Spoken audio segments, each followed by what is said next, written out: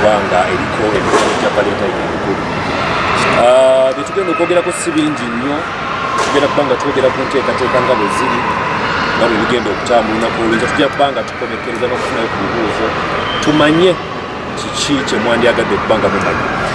Ajja kutandika n'omukulu Ivan, ono nga ye maneja waffe mu The Hairs era ye maneja w'omukulu Lutalo, atubuulire enteekateeka y'enkya nga bwegenda okubeera, seetemeka okuyingira, tweteeseteese tutya n'ebirala.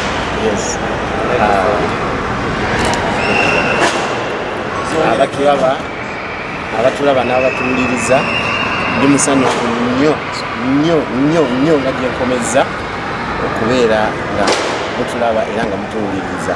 Manya n'eddoboozi Lukwago Ivan, nze manaja wa Big Brand David Lutalo. Big Brand kubanga okusinziira ku kyabaddewo weeks eziwedde ddala yakuprovinze nti is the best brand Uganda has ever had. So nsanyuse nnyo, mwebale nnyo abatuwagira, mwebalire ddala. Olunaku lw'enkya, olunaku lw'abaagalana, tuli ku Freedom City wano wennyini. Tuli ku Freedom City wano wagenda okuba entujjo nga bulijjo bwe kiba. Freedom City yebeera n'entujjo ya Valentine eya buli muntu wenna.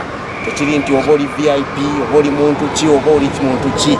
Entujjo weeri enteekateeka weeziri, buli omu okusinziira mu ekitiikyo kyonna kyoyagala kyogenda okugiramu, buli omu ayanirizibwa. Security eri tight, mwenna ndowooza abasinga mwagitesitiizeeko, abaasuwa sayidi eri mujje test mugirabe wano kuba buli omu yavaayo alojja ekyabaddeyo.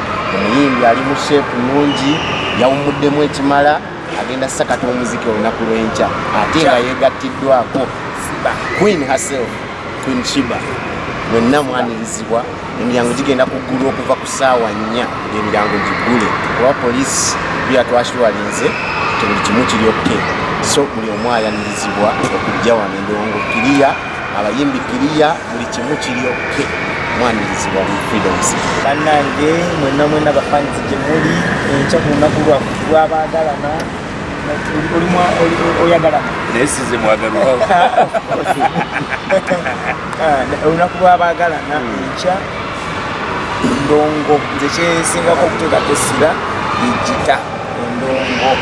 Ebirala byonna maneja yamanya, naye nze essira nditeeka ku entertainment okulaba nga abantu bafanzi bange abaagalana bonna abagenda okujja wano mufuna ekyo kyennyini kye mubadde musuubira. Ennyimba z'omukwano nina nnyingi, ne Shiba ayina nnyingi, n'abayimbi abalala abamperekeddeko. Omanyi abayimbi abalala betugattamu nga bo surprise zigenda kujjaawo. Endongo ekaabe muveewo nga temulina kyemumisinga kyonna okuleka okugenda okudda obuzze waka. Embuuza omuntu, abantu abasinga bayinza okwebuuza, David waakava mu wiiki eri waakakola ekivvulu, gwe lwaki tolekerera banno ne bakola ku Valentine? Andi eri teyali Valentine, yali konsati nga teri mu Valentine. Ye bannange emitwalo gyawe olingaganjikiriza mwana zanjoganza. Ate n'okwongerako ekyo, omwaka oguwedde era twali wano ku Valentine, so twalabye nga tetulina kulekerera ba Valentine baffe kubasanyusa era omwaka guno.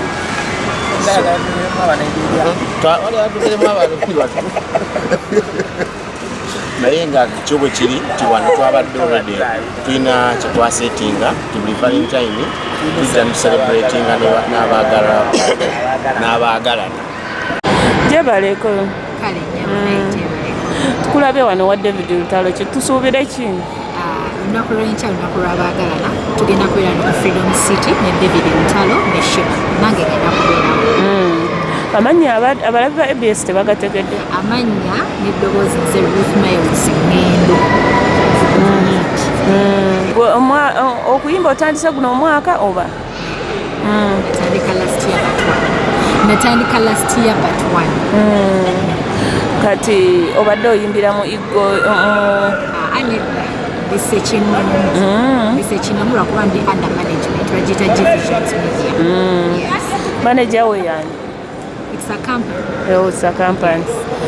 Abalabi ba ABS baagala okumanya nnyimba ki z'obaleetedde mu guno omwaka nakyo bye basuubira. Guno omwaka ntandise n'oluyimba baluyita Matidde.